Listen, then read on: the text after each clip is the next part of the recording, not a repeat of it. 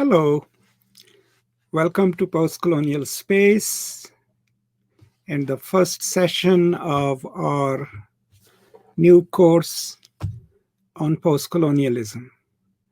Now, I have developed this course tentatively because quite a few of you had requested through the comments on the YouTube channel to develop something that is more formal and has kind of a progressive narrative, a progressive methodology. And that's why I went and created this simple course. And my hope, of course, is that more and more of you will join this conversation and contribute to it, because that's the only way we can really learn from each other. So today I had decided to kind of begin with a definition of the field of postcolonial studies itself. And the reason that is crucial, of course, for any field of study or any subject, you do want to kind of pinpoint, what it is, how people try to define it. Now, you obviously know that I have ample resources on my channel on postcolonial studies itself. And I do encourage you to watch some of those videos to augment this. And then the hope is that after we have this conversation, then you'll go and read widely, right?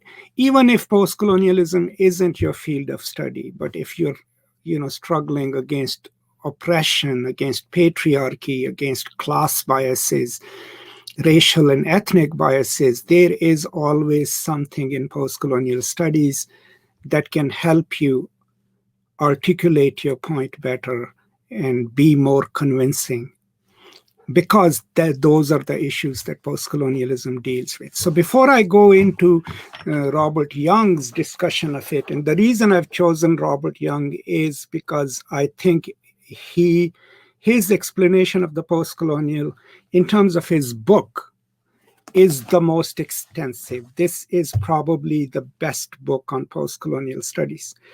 For many reasons, but the most important reason is because he gives us a history of intellectual and material colonial struggles from all over the colonized world.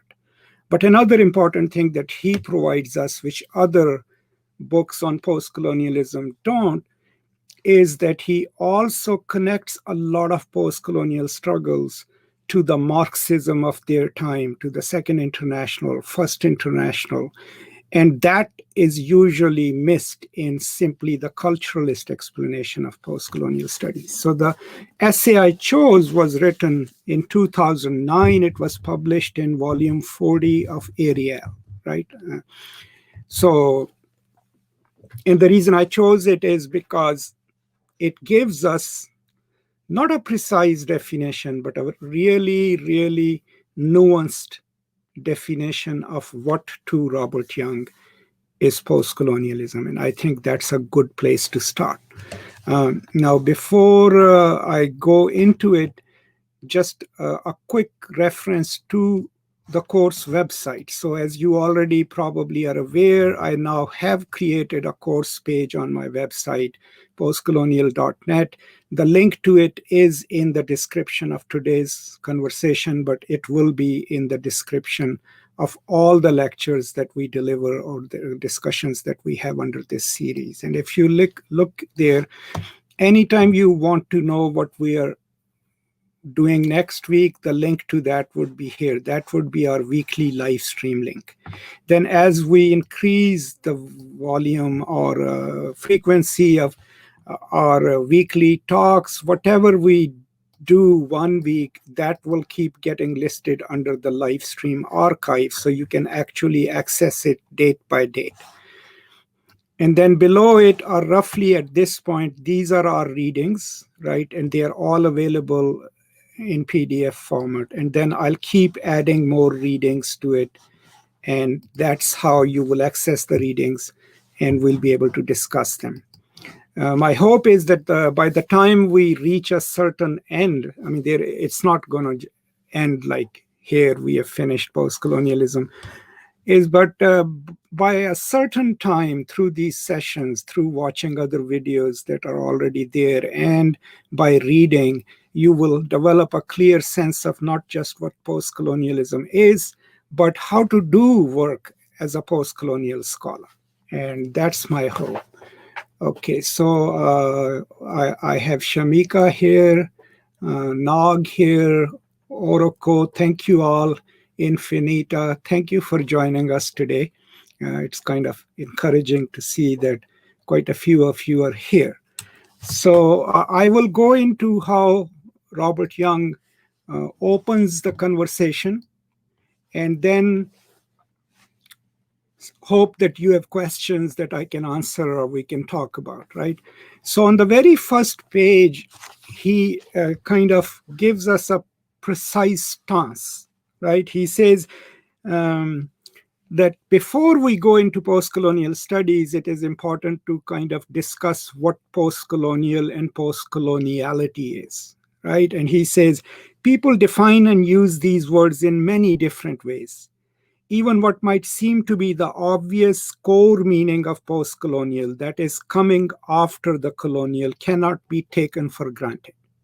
And I've discussed this before, that the post in the postcolonial doesn't necessarily mean that imperialism is over and that there was an end point somewhere in 80s when Zimbabwe becomes independent, that colonialism ended, because we all know, especially those living in the global periphery, that the power of the metropolitan centers still exerts itself on the cultural systems, on economic systems, and absolutely also on politics. So that means that that phase of colonialism, the actual occupation of these lands might have ended, but the material and ideological power still exists. And then we already know that there are so many kinds of internal colonialisms already existent. You know, Palestine, Kashmir, the territories of Rohingya Muslims, all of this. So, you know, if you go into the national conflicts themselves, the internal colonialisms also exist. But here is how he, if you look on the screen, what he says then is that I prefer to preserve the historical specificity of the term, and to think of the post-colonial as involving what we might simply refer to as the aftermath of the colonial, right? So that's the core assertion that he's making, that whatever calls itself post-colonialism or post-colony or post-colonial, in one way or the other, is engaging with this experience of colonialism, either during the contact phase or in describing the resistances, or what colonialism leaves it as its legacy in the post-colonies. So that's where he pinpoints it. The situation and problems that have followed decolonization, whether in the formerly colonized or colonized country, are then encompassed in the term post-coloniality. So that's the distinction, is that it's not just the contact phase of colonialism. Post-colonialism for Robert Young involves, literatures, critical writing, political writings about the act of colonization itself as it was happening, what kind of resistances were offered, how those resistances were offered, how did different nations fight for their individual independence, what processes did they use, and then engaging with the legacies of colonialism, what kind of national cultures did colonialism leave, what kind of divisions, what kind of class systems. So that means both the contact phase, the liberation phase, and the post-colony phase, after these nations become independent, forms and can form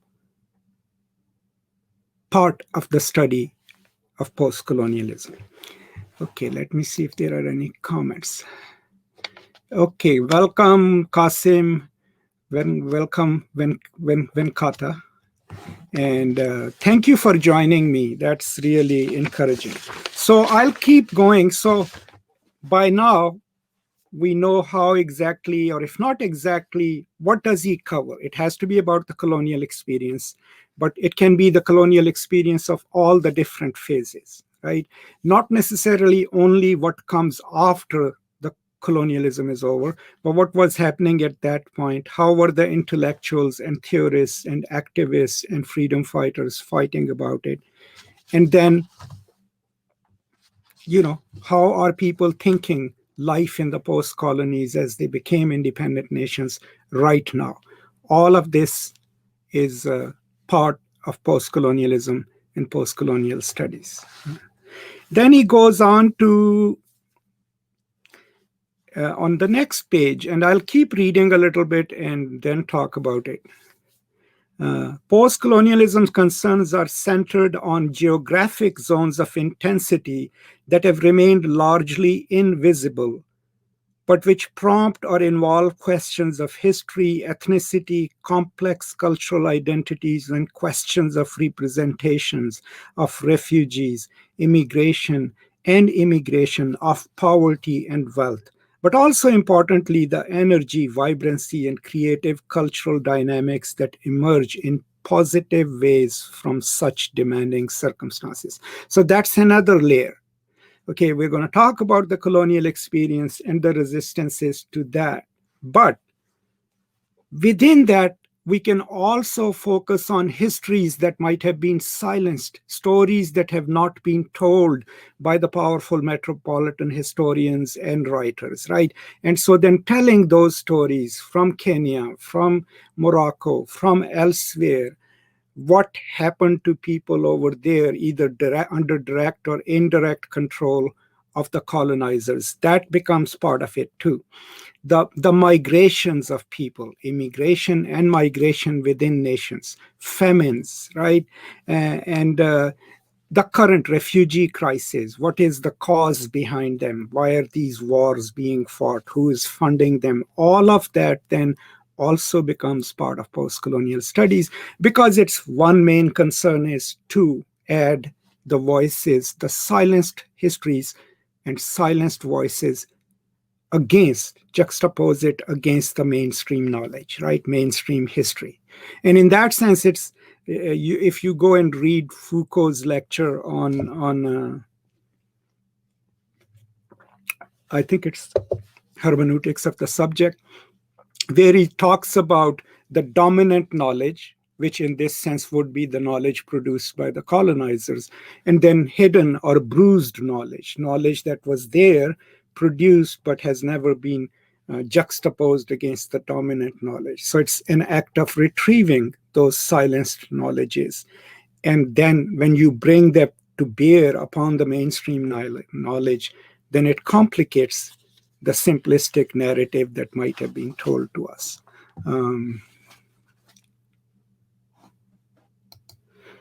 Can we say, and this is Aksa, can we say that it is the irony of post-colonialism that it is still tied to colonialism?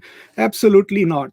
I agree, people, especially in Pakistan, are teaching a different kind of colonialism, which is kind of a naive nativism.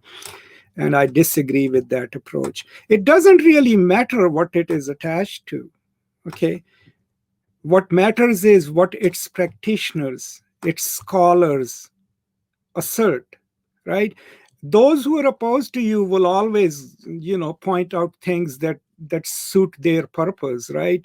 We will read Arif Dirlik's essay next time. He's a friend of mine, a great scholar, but the reason he opposes post-colonialism is because people like me came to the metropolitan, became professors, and started peddling our wares to a metropolitan audience, which is a really cynical view. What would you rather have in the world in metropolitan cultures? Would you rather have Victorian studies, Romantic studies, early American studies, giving you the narratives which their scholars have thought are the ultimate historical narratives? Or would you have a couple of Edward Saids and Gayatri Spivaks and Masood Rajas. I'm not placing myself in that category, sorry. Standing up and saying, not really, or some Native American scholars saying, no, you didn't come into an empty land. This was the League of Iroquois territory. Here is their history. Here are their monuments, right? What kind of a word would you have? Does it matter what we call it? Postcolonialism is an imperfect name, but it is a name that is now officially recognized as a field of study in English departments. What does that do? What it does is it makes it possible for curriculums to be developed, for courses to be offered, and then those courses complicate the mainstream narrative. And that's the important thing. It's definitely not, oh yeah, absolutely. I mean, we are going there. One criticism of it, post-colonial studies, has always been that means that the history before colonialism didn't exist. We need to start from our colonial experience only. But Young is very careful. What he's telling us is that, yes, it will tell the story of the colonizing act, but it will also, people have gone and retrieved histories before colonialism, right? They've gone, especially if they were Orientalized or silenced, right? People have gone and retrieved what their scholars and their poets were writing before colonialism. Colonialism is a reference because we are responding to it and because it was a powerful, dominant discourse which materially captured most of the world. Right? And we have to account for what happened, and especially its narratives of having brought civilization to the world. So we will be responding to that. But now, post-colonial studies does eco-criticism, it does feminism, it does criticism of political Islam, it does criticism of neoliberal globalization. All of these fields are not necessarily referring to the colonial experience itself, but they are still challenging the dominant hierarchies of the world. And the dominant hierarchies of the world are in the hands of about 10 or 12 industrialized nations, most of them from the North Atlantic region. And so that critique is also part of literary studies, part of post-colonial studies. Okay, good. Rangnath, okay. Do we need to reassess the canonical post-colonial discourse because it doesn't talk about many discourses of knowledge, movement thinkers like Gandhi? Actually, yes and no. I mean, if you go, that's why I chose Robert Young. I mean, if you go over his chapter in India, right? It's an amazing discussion of not just Gandhi and what does Gandhi do, but also Ram Mohan Roy, the Indian leftists, right? Muslim as well as Hindu and Sikh. So increasingly scholars are doing research on not just the traditional canonical texts, right? I mean, think of it, the established scholars. Where does Homi Bhabha go, right? To native India. Gayatri Spivak goes to the original texts, right, in Sanskrit, right? Edward Said goes to Palestine, goes to the Arab world. So we already have these three main scholars established who are going through these three regions of the world. Then if you go to the African scholars, like people like Chinwe Zhu, people like Ngugi Thiong'o, come back to the Indian American scholars, Chandra Mohanty, right, goes to Punjab. So what I would like to say is that is the beauty of post-colonial studies, that there is no established canon. And since 80% of this globe was at one point colonized, right, so the voices come from different parts of the world. And that's another critique of post-colonial studies as a subfield which Young deals with. And this is a question that is not necessarily just an intellectual question. This question is usually posed to people who are studying post-colonial studies. Is one of my PhD students was asked, why are there novels from 40 countries on your reading list? What brings them together?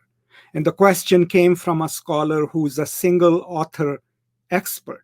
To that person, reading 40 novels from 40 different countries she couldn't figure out what brought them together. And Young answers that question, right? What he says is that even though colonial enterprises worked through different mechanisms, right? Italians, the Germans to French and English, but the end result was always kind of the same, and that was that a dominant European regime captured territory in Africa, in Asia, developed their own system of economics and politics, governed those places without representative democracies, right? And extracted resources. So we can claim that even though the nuanced mechanisms of these systems might have been different, the experience could be particular to every colonized people. But the experience of domination was pretty same, right? So hence, if we are to cobble together 40 novels from 40 post-colonial countries, what brings them together then is not just the experience of colonialism, but how did people resist it? What did they write to mobilize their own people? So it's never always the narrative of victimhood. It's always how did the Europeans come in? What kind of plunder did they commit? And then how did the native people respond to that, right? Because that is a huge account of post-colonial studies. Can we say that post-colonialism starts during? Absolutely, that's exactly what he's saying. Not just that it starts there, that it deals with not only the experience of colonialism and colonization and what happens there, that's one historical retrieval. And what does it do? It complicates the simplistic narrative of the colonial history itself. But it can also go and retrieve certain things. Like if you want to go and challenge Macaulay's assertion that the entire knowledge of India could be placed on two shelves, you will go back and say, here, okay, let me show you what our scholars have done just in Hinduism, just the study of the Vedas. Here are thousands upon thousands of texts that they have written, works of scholarship.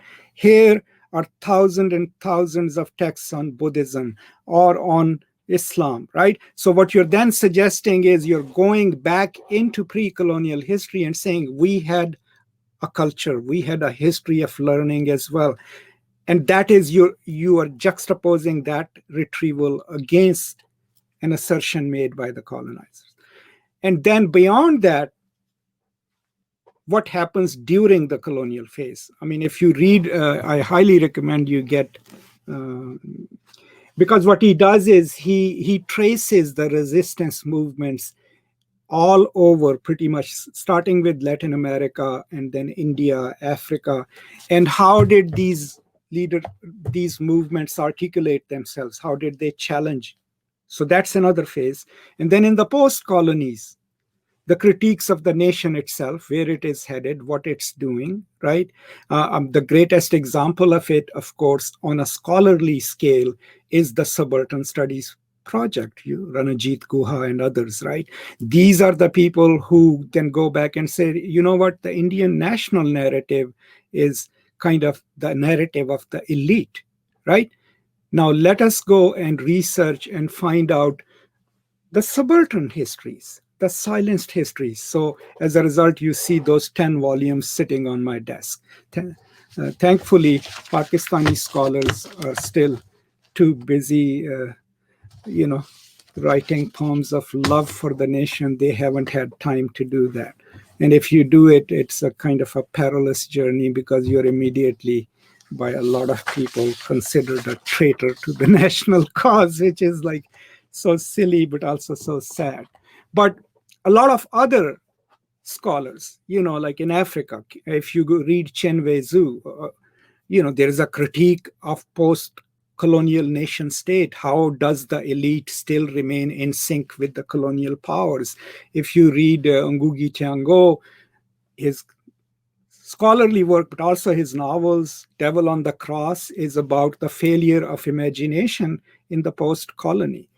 So, yeah, you can add a temporality to it where it starts, but make it nuanced, because the biggest critique would be, well, that if you are calling yourself post-colonialist, that means that the history of post-colonies only exists with reference to colonization, and you can always come back and say, no, that's not.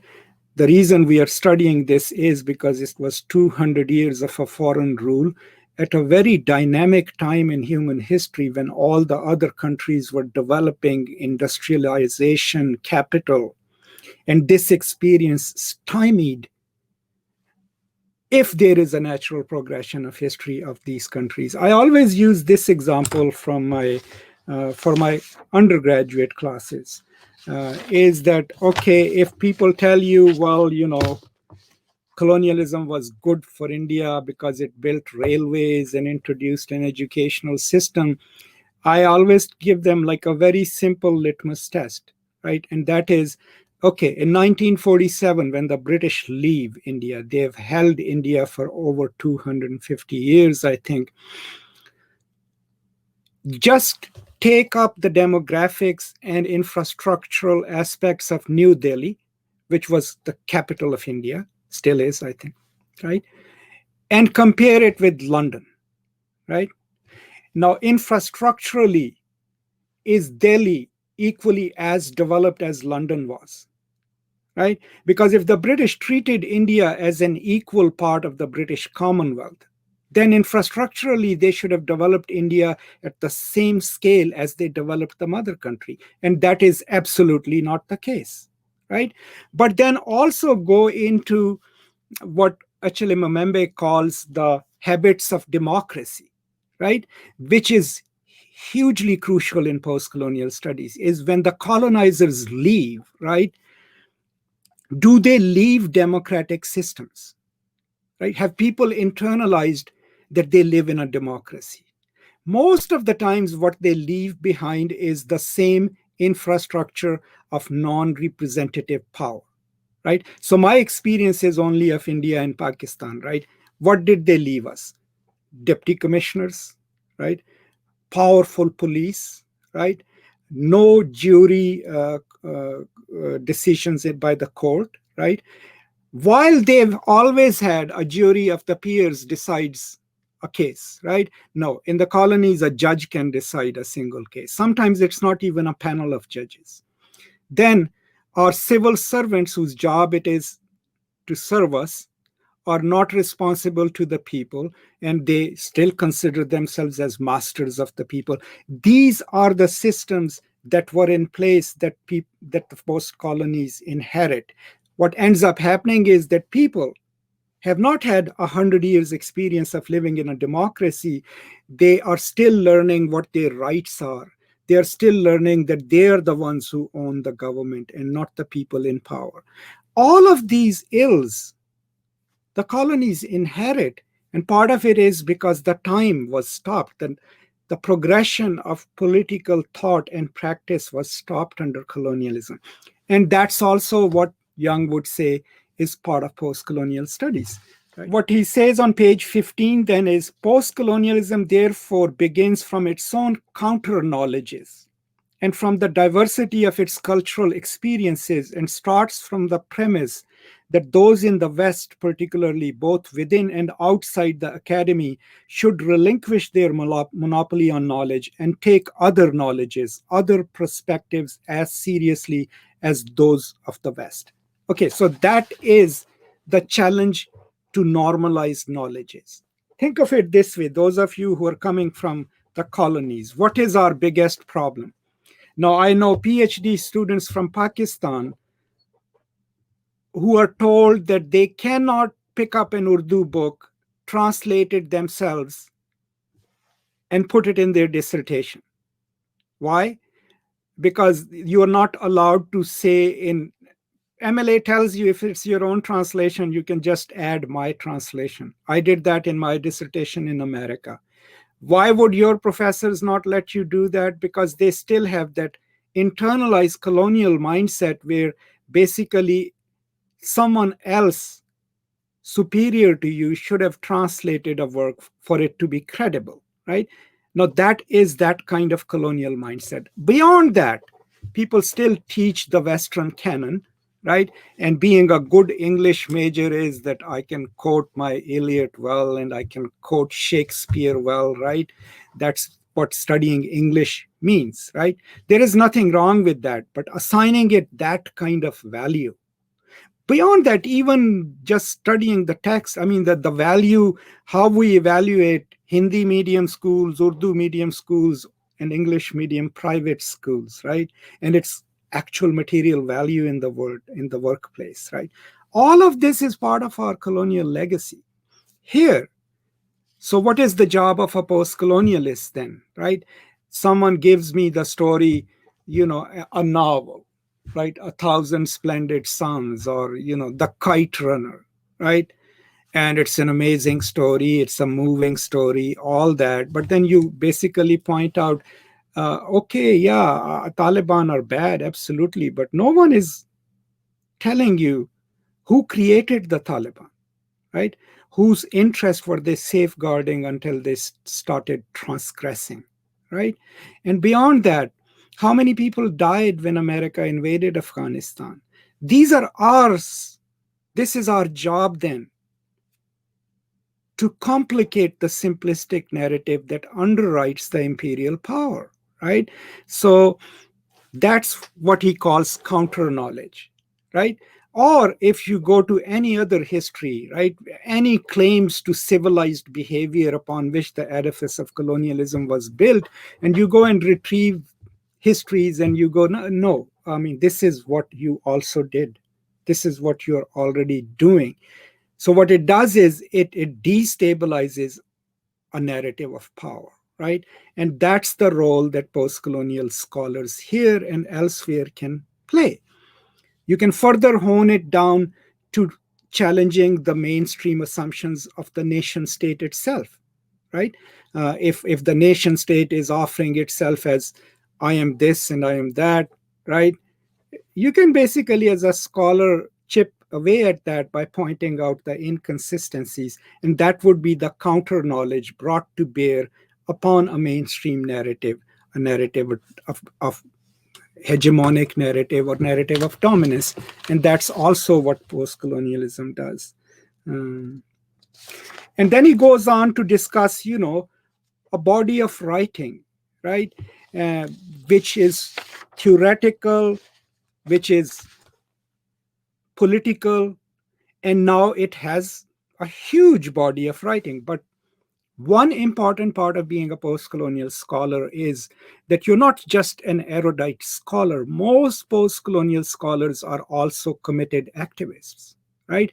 If they are not out in the streets sloganeering, they at least are writing in sympathy or in solidarity with someone who's downtrodden, someone who's ostracized. So that means that they can build alliances, right? Over here, we have alliances with African American studies scholars. We have alliances with Latino and Latina studies scholars. We have alliances with gay and lesbian scholars, right? Anyone who's either ostracized or is in a situation where a dominant group wants to dictate what is right and wrong, post-colonialism then can be a field of study that works in solidarity with others against the dominant narrative. But what kind of so that is what he calls the social activism. The work of post-colonial the philosophical and theoretical analysis of the post-colonial is always linked to social activism, right? And beyond the political activism and social activism, the work of challenging at any stage any narrative that offers itself as natural, that offers itself, as the only true narrative, that becomes the part of the post-colonial. So if you look at what's happening right now, the way capitalism and neoliberalism offers itself as natural, right? It has been naturalized through global policies and everything else. So the work of post-colonial then would be to point out, okay, here are the ramifications of this economic system. This is what privatization is doing in Kenya. This is what privatization is doing in Madras. This is what privatization is doing, in Pakistan, right? Pointing those things out then also become part of post-colonial studies, right? So the sense then we get is that it's not a static field of study. Though it deals with the experience of colonialism, that is not its beginning and end point. It goes beyond that and then becomes a field of study that questions power and dominance, power as a global power, but also power within the post-colonial nation states themselves, the gender hierarchies, sexism, right? Any kind of oppression that tells you that a certain group of people are not equally as human as the dominant group, then becomes challenging that, then becomes the subject of post-colonial studies, right?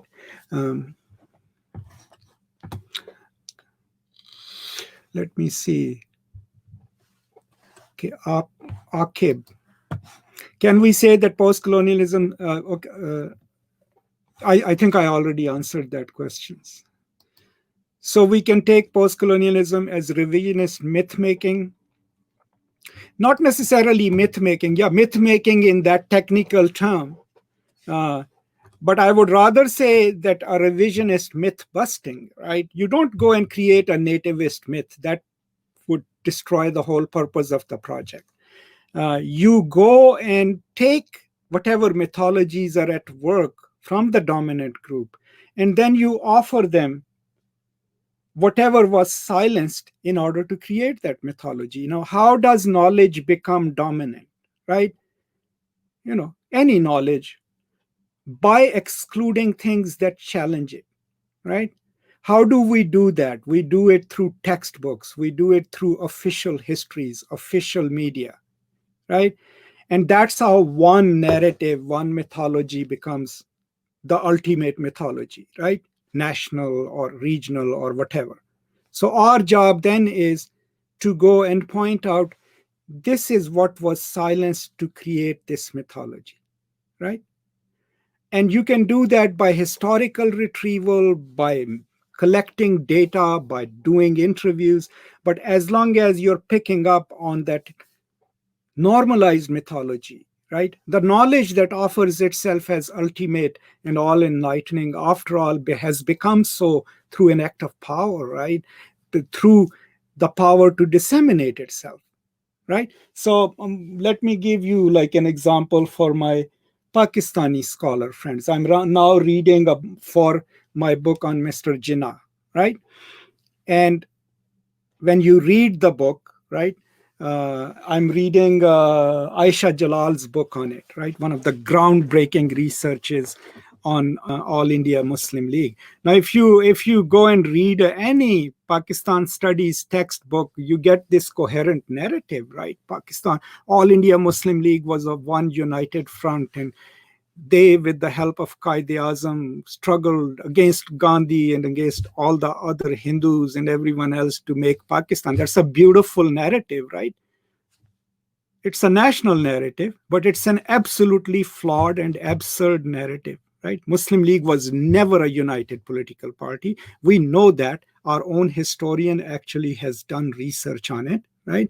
We know that until the last moment, all these unionists in Punjab, the politicians in Bengal were constantly not ready to admit to Jinnah's strategy, right? And they were constantly challenging him. Same in Sindh, right?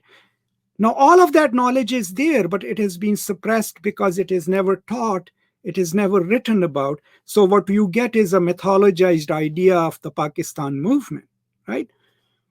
What is wrong with that? People would say, well, we need narratives like that to build a nation. I was like, yeah, fine, you do.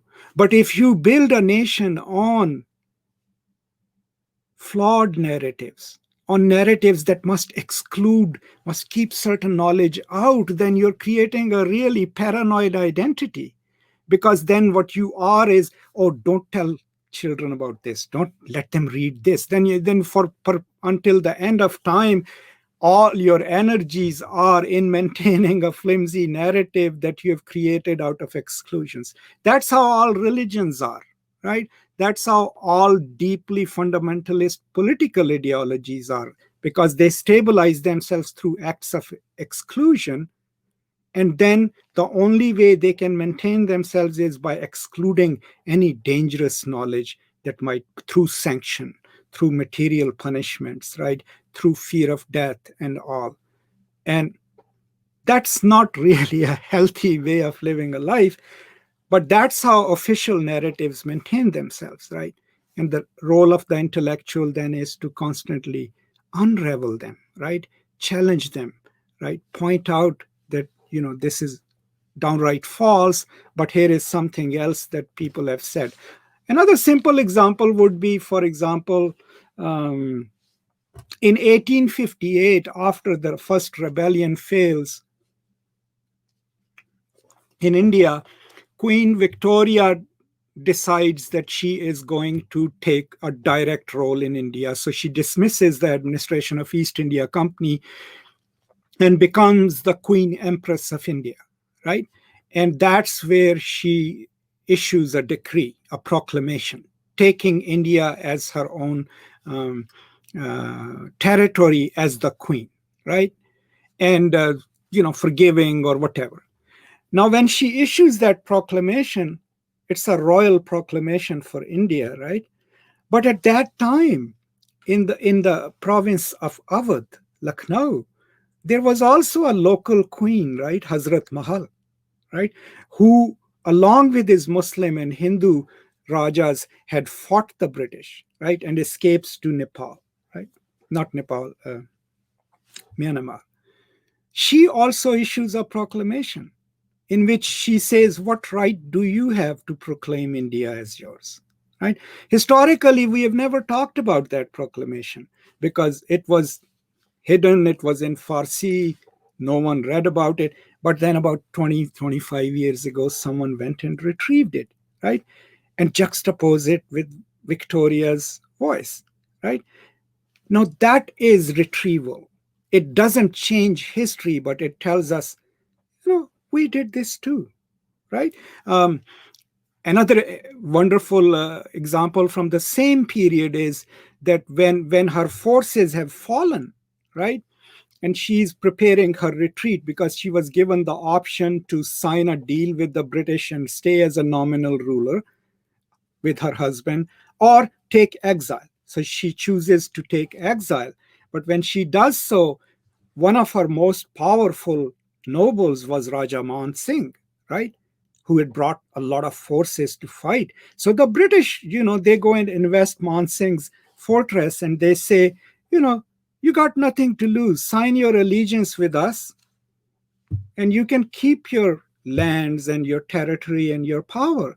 But you know what Raja Man Singh tells them? He is like, these lands and everything else, my Jagir, was given to me by my queen. You can take it. But this name and the honor attached to it belongs to my queen. And Raja Man Singh then decides to take exile with his Muslim queen. Now, these are the narratives where we can tell our children, right, that the Muslims and Hindus of India didn't always have irreconcilable differences, that they died together for freedom, right? And that they lived in the same communities. Yeah, maybe they didn't visit each other too often or didn't intermarry, but they lived peacefully, respected each other's religion, right? What can we build on that then?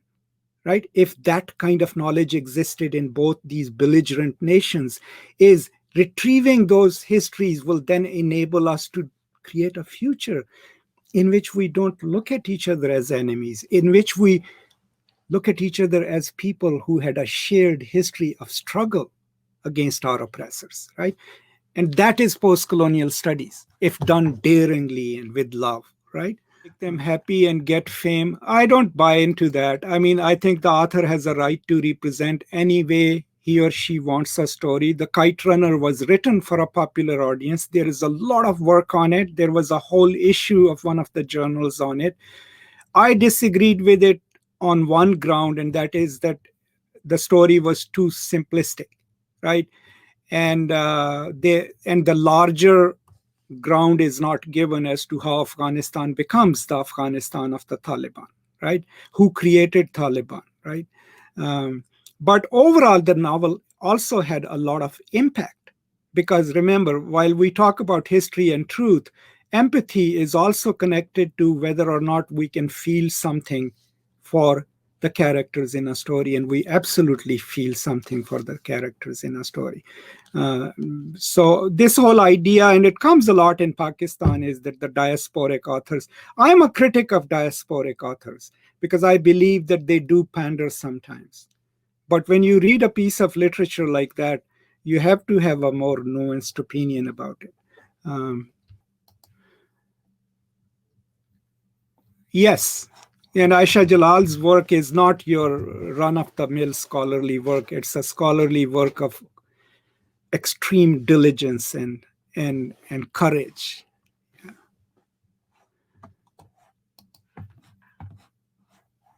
Yes. How India's post-colonial discourse would be different? Well, I mean, think of it how it would be different, because both nations think of each other as belligerent nations, right? Not naturally, but subjectively, that's the kind of politics that. So you will see, depending on whose point of view you are reading. Now, if you look at all the major English scholars, right?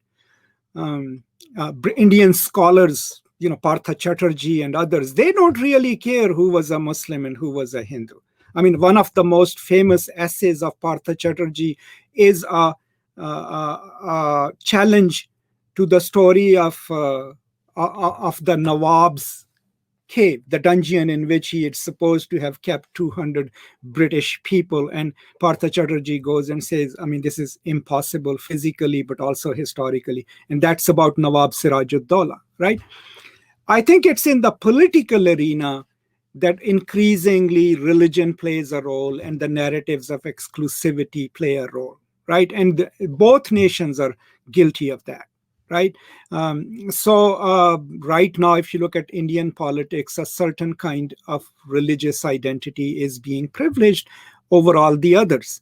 My personal reading of India has always been that what made India successful, I mean, it has its problems, Kashmir and poverty and Adivasis and the problem of the Dalit population and their rights. But what made India somewhat of a post-colonial success was that they were able to cobble together a constitution that accounted for the diversity of India, right? And remember, who wrote the constitution, right? Ambedkar, right? B.R. Ambedkar wrote the constitution, who himself was a Dalit leader and then eventually becomes Buddhist, right? So anytime the Indian politicians erode the spirit of that constitution, what they are then doing is creating a majoritarian state. And majoritarian state also in a way where the majority has a very strong military wing, which enforces illegally the mandates of the majority, and that is the ultimate path to India's destruction. Because what sustained India and made it into the powerhouse of the modern world wasn't one religion, wasn't one philosophy, but a complex constitution which enabled it to not weld together, but to blend so many different branches of life, despite its problems. Those problems are always there. So the role of the scholar is to point out those problems so that the nation keeps getting better, right? But that's what I see. So their discourse is probably more expensive, right? Because in India, you don't just do scholarship of India. There are regional scholars in Tamil, right? Malayalam, in the north. And pretty much, they deal with local issues. Now, if you look at the 10 volumes of Subaltern Studies Project, they all come from so many different parts of India, right? So their post-colonialism would be also be dealing with issues of caste, right? That's a huge issue, right? And so I would say that most Indian scholars who are in diaspora are very well established. And they don't just deal with issues of India, they deal with issues of globalization, issues of feminism, issues of gender. And they also usually dare to think beyond their national identity. I'm not saying Pakistanis don't do that or Bangladeshis don't do that, but they simply don't have the numbers, right, of people who are doing that. Another thing about India is that, it's a democracy, almost being destroyed by the present government, but it is a democracy. People, there is a free press, right? Okay, it must be biased, it must be this or that, depending on their politics. But Arundhati Roy, whose work I love, can go to Pakistan and give a speech which is critical of India itself, not just the Indian government, but India as it exists because of its problem of population and caste and whatever, and come back to her own country, right? Other than the extreme right-wing people who hate her anyway, no one can tell her, hey, you're a traitor and you can't enter India anymore. But the same Arundhati Rai, when she published her paper, did have to go to court on an obscenity charge, right? Because there was a mentioning of sex in her novel. So, I mean, these are the contradictions of post-colonial nations. But there is no comparative thing like that in Pakistan or even in Bangladesh. And part of the reason is that both those countries have not had 73 years of uninterrupted democracy. Because what democracy does is it creates the subjectivities of a democratic nation. It rethinks the institutions, right? Makes people a part of the process of nationalism. Now, all of these topics are also part of post-colonial studies, right? Ngugi Thiong'o does that for Kenya, a critique of his own nation. And if you read the opening passages of Devil on the Cross, what he starts with is, what do you want me to do if I see holes in my front yard, right? And know that my children would fall in it, right? Do I cover them up with leaves? Or do I point out there are holes in my front yard? Beware, right? Let's fill them up, right? But that's his argument, because he knows that the novel that he's writing is going to critique the nation as it has emerged post-independence. Does the post-colonial, I think the historiography, the literature, it plays a role, because what does literature do? It's not always totally reflective, right? But it's grounded in the reality, right? Wherever it is being produced. It would tell us a story in human terms of how people live their lives, right?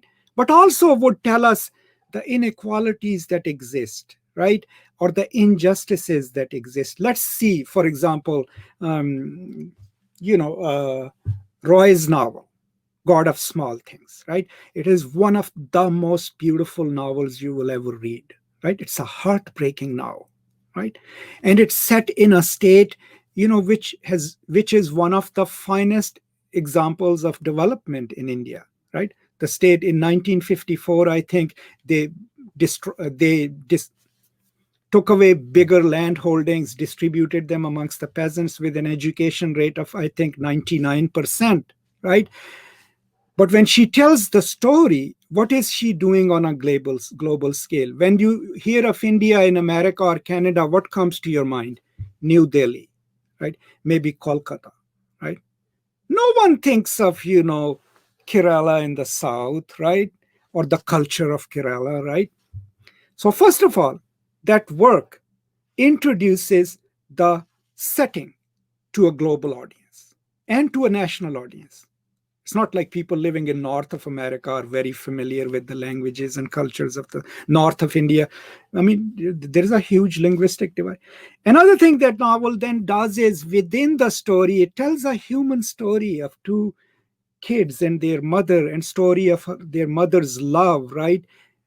Crossing the caste barrier with Velutha. So it then highlights that even in the Naxalite, the Marxist Kerala, the caste is still a barrier that the Marxists even cannot break, right? So then it highlights that problem.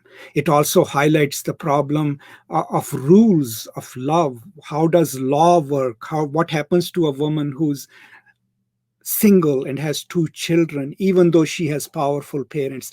All of these issues then tell the story of two characters and their mother, right? And her lover. But they also then tell the story of what still needs to be done in the process of nation making. What is it that we need to think about and care about? And in that sense, then works of fiction, works of criticism constantly enable the post-colonial nation state to rethink itself, right? Similarly, if you're not a literary critic or not a writer, if you're an economist, right, your job is, to go and point out as an economist what you are doing right now is not in the interest of our people, right? What you are doing is implementing the mandates of, the World Trade Organization. It's not in the interest of our people to do that. So that is also post-colonial work, like people like Samir Amin and others, right, who go and do this progressive economic theory, right? Now, if these people didn't exist, what would our leaders have to rely on? The knowledge that is coming from the West. This is how the economy must work. This is how politics must work. So the significance of post-colonial work is that in all fields, then, it gives us counter knowledge, counter histories, counter ways of thinking the lives of our own people. But it does that always in solidarity with those who are outside the mainstream power structures, right? Because that is kind of one of the necessary preconditions of post-colonialism, that it must represent the silenced narratives. It must work in solidarity with those who are oppressed, right? And it must never sell itself uncritically to dominant powers. Now, can we do that? No, I mean, you go and work for a university. Do you become part of the university policy? Maybe, or maybe not. Because you always, if your discipline, if your field of study consistently tells you to critique power, you'll do that at the cost of your work, right? Because honestly, you won't be able to just buy into one politics or one power or one political party and try to develop your career through that, right?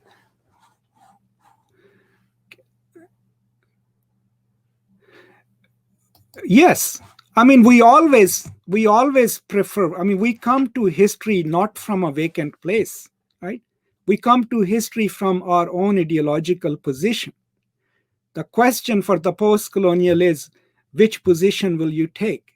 Would you be a foundational intellectual and perpetuate the national or global narrative that is already in place, overwriting all the other narratives? Or would you be an organic intellectual and pick up a constituency, someone outside of the mainstream power of history, right? So if you are a feminist working for women in Punjab or KPK, then you're making a choice. You are saying, I will work in solidarity with these people and their history, and that's the difference. If you're perpetuating the mainstream narrative of power, then you're not necessarily being a post-colonialist. So post-colonialist philosophically, intellectually, and politically must be connected with directly or in solidarity with the constituencies that are silenced, that are oppressed, right? And within that, there is no non-ideological approach to history or anything else, but your politics, your ideology would be tilted towards those with whom you need to work in solidarity to get their rights. And that is why I like this saying in this essay. And this is towards the end, where he says, the work of the post-colonial will only end when there are no unjust and unaccountable hierarchies of power in the world, when there are no forms of exclusion, no inside to which others are outsiders.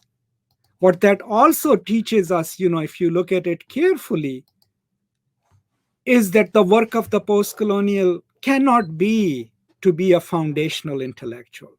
It cannot be working for power and perpetuating its narratives. It must always be oppositional to dominant discourses, especially discourses that overpower others and try to dictate the way of life, right?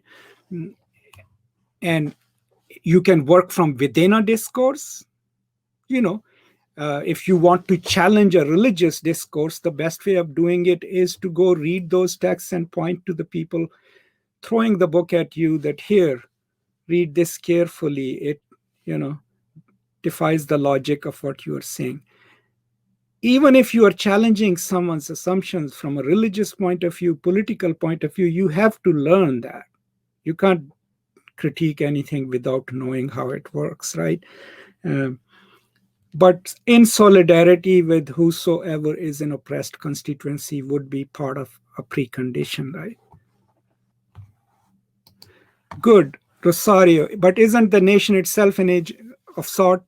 Oh, absolutely. The thing about nationalism, Fanon has a beautiful chapter on it in The Wretched of the Earth. Because Fanon's idea was that we must first develop national consciousness, because he felt it necessary to have a national consciousness to fight against colonizers, right? Because you have to mobilize a national movement against that. But beyond that, obviously, nation state, especially with its tools of oppression, becomes an institution of oppression. I mean, if you look at South America, if you look at the liberation movement, it wasn't one country, right? It included a conglomeration of countries that fought against the Spaniards, right? So eventually, absolutely, to work towards a world in which there are no hard barriers between nations, right?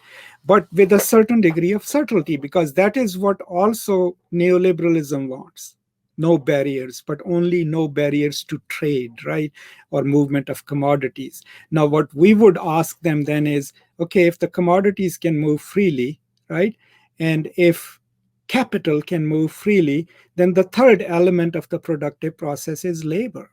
Right? So why can't labor move freely? If that can move freely, labor, then we have a global free economy.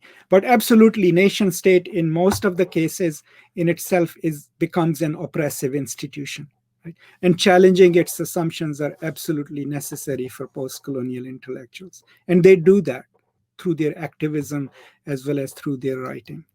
Let me go to Chandrasekhar. Is there any possibility that 300 years hence, history will be able to be more generous towards colonialism when viewing it from outside the perspective of? I don't know. I mean, there are still people who are, apologists for it. And what is history after all, right? History is textual. People record it. I don't think like people would say that it was absolutely a great thing, but people still already point out, even Gayatri Spivak would tell you, and she says so, that, yeah, that was an act of epistemic and material violence, right? But it did create certain things that we can mobilize. Now, that doesn't necessarily mean that it was good, but in her book, Other Asias, where she has the book chapter called Foucault versus Najibullah, right? She talks about this, that this experience of coloniality enables the development of a different kind of politics, a politics that takes ideas from the West but re-articulates it. So in that sense, yes, it was a terrible thing, but yeah, it did introduce certain good things, maybe different ways of looking at knowledges, different organization. The only challenge that we can pose then is to say, okay, all right, this system came from here, but can we make it our own? How can we articulate it differently where it is more representative and not just a true replica of what was brought or what is being mandated? I mean, think of the global economies right now, national economies or whatever, right? How are they being crafted? You know, pretty much all developing nations owe money to IMF, right? What is IMF's logic? That it issues short term loans and it must guarantee those loans because it owes that money to its shareholders, which are the most powerful nations on the planet. So, what right does it give IMF then? IMF can actually come and sit with your prime minister and their cabinet and literally tell them, this is what we want you to do. Okay? That's their power. Because they know if they withhold the next installment of the loan, or if they just go and say you have defaulted, your economy will crash, right? That's their power. So do we just buy into that system and say, you know, that's good or that's bad? Or do we come together as developing nations, right, and say, we're going to fight this? So what is the fight then? Forgive the debts, right? Forgive this so that we can start anew, right? I don't know where the question was.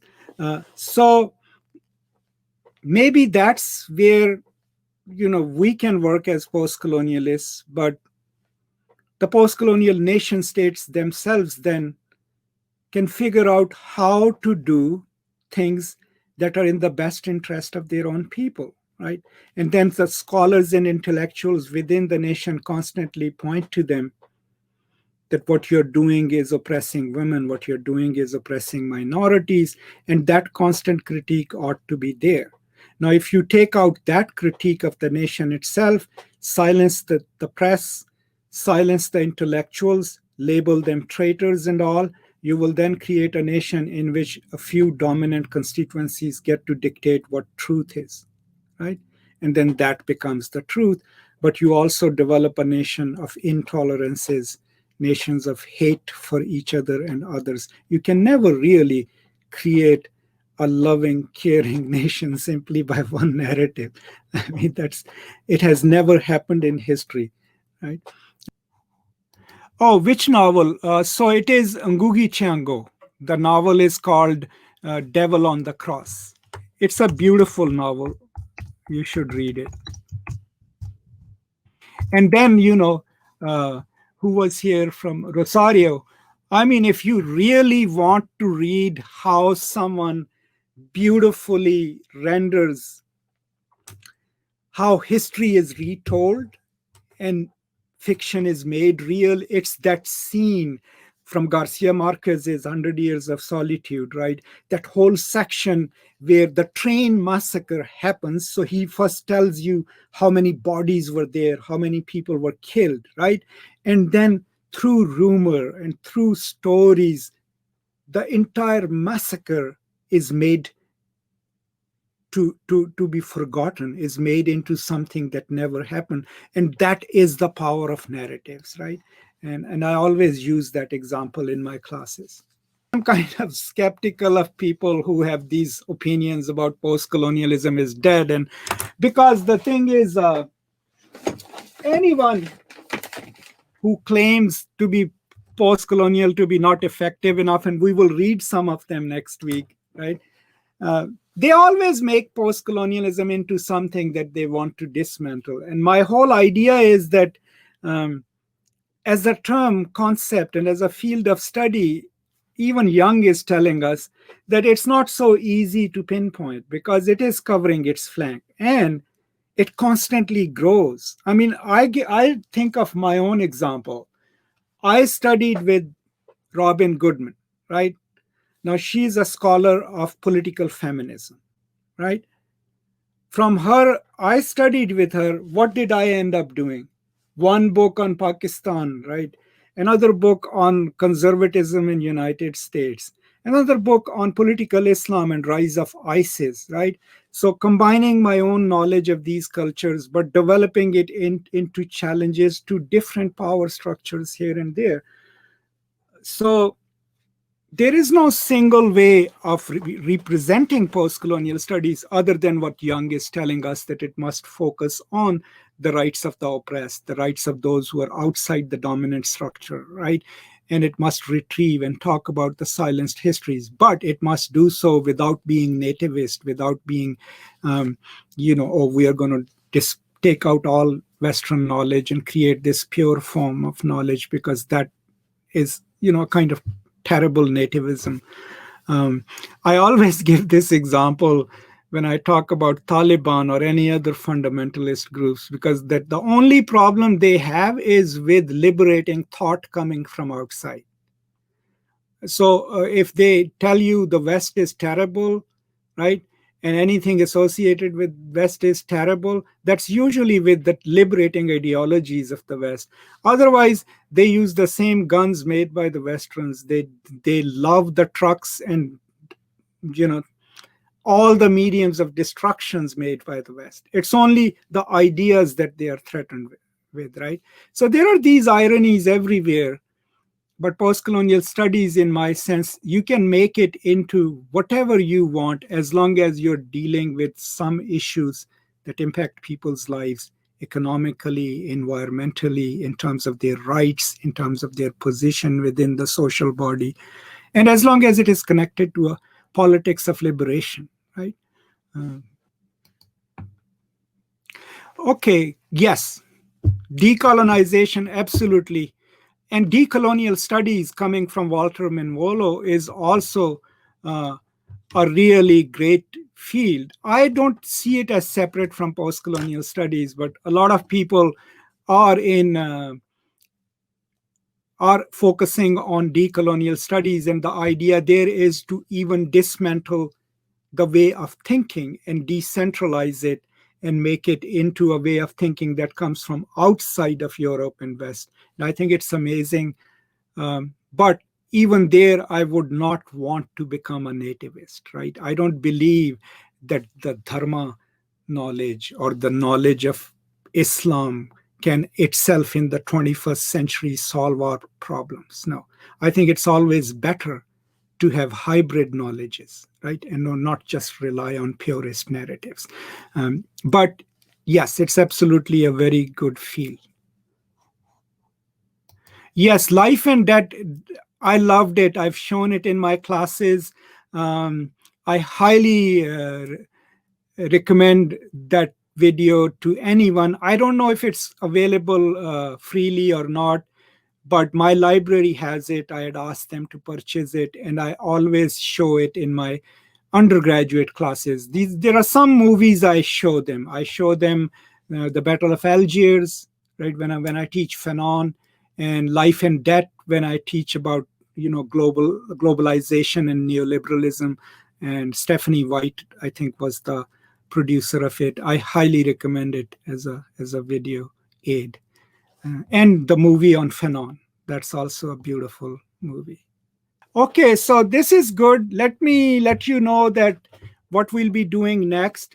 Now, remember to go to the website, but next Saturday we will read part of the early debates. We will read R.F. Dirlich's essay and talk about it. And it is a really interesting critique of post-colonial studies just as it was emerging.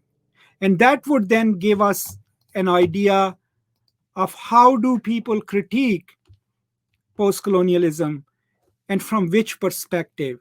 And so as practitioners of post-colonial studies, you become aware of, where are the critiques coming from? Part of it is to then remodulate what we do and rethink our practices. And so constantly then becoming a sort of a practitioner of a field of study who is aware of the challenges being posed from different circles. That's why I'm going to the early debates first. And then I'll find more texts like from Fanon and from others, and we can read those and discuss them. So that's all. I think I'm going to call it a day now. And thank you so much for joining me. And I hope you all keep joining us every Saturday. And you can always send me questions. and I'll be happy to answer any of your questions. And, thank you all so much. And that's where I'll leave you. Thank you. Peace and love.